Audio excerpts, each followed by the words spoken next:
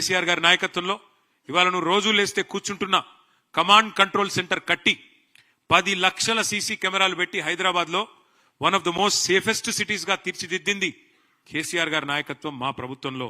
మరి నువ్వు వచ్చిన తర్వాత ఇవాళ 41% క్రైమ్ రేటు సైబరాబాద్ లో పెరిగింది. హైదరాబాద్ కమిషనరేట్ పరిధిలో 60% పెరిగింది.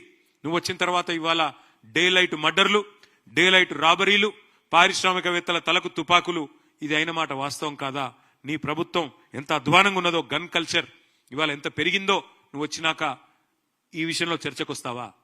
ఆఖరికి నీ ప్రభుత్వం ఎంత దిగజారిపోయింది అంటే, నువ్వు ముఖ్యమంత్రివి, నువ్వే హోంమంత్రివి, కానీ నీకు ఖబర్ లేదు. మహారాష్ట్రలోని ముంబై పోలీసులు వచ్చి హైదరాబాద్ లో ఉండే చెర్లపల్లిలో 12,000 కోట్ల డ్రగ్స్ పట్టుకున్నారంటే నువ్వు నీ హోంమంత్రిత్వ శాఖ, నీ డీజీపీ ఏం చేస్తున్నారు? ఎంత అధ్వానంగా ఈ రాష్ట్రంలో శాంతి భద్రత నిర్వహణ ఉంది, ఎంత విచ్చలవిడిగా డ్రగ్ కల్చర్ నీ గవర్నమెంట్ వచ్చినాక పెరిగింది. 12,000 కోట్ల డ్రగ్స్ దొరికినాయి చెర్లపల్లిలో అంటే దానికి నీకు బాధ్యత లేదా? నీకు సిగ్గు లేదా అని నేను అడుగుతా ఉన్నా. అదే హైదరాబాద్ 10 ఏళ్ల బీఆర్ఎస్ పాలనలో ఎట్లా సేఫ్ సిటీగా మారింది, నువ్వు ఎట్లా క్రైమ్ సిటీగా మార్చినామో తేల్చుకుందాం. చర్చ ఎప్పుడు పెడతావో పెట్టు. చెత్త సిటీగా ఎవరు చేసినారు, ఇప్పుడు చెత్త ఎవరిది, సత్తా ఎవరిదో తేల్చుకుందాం.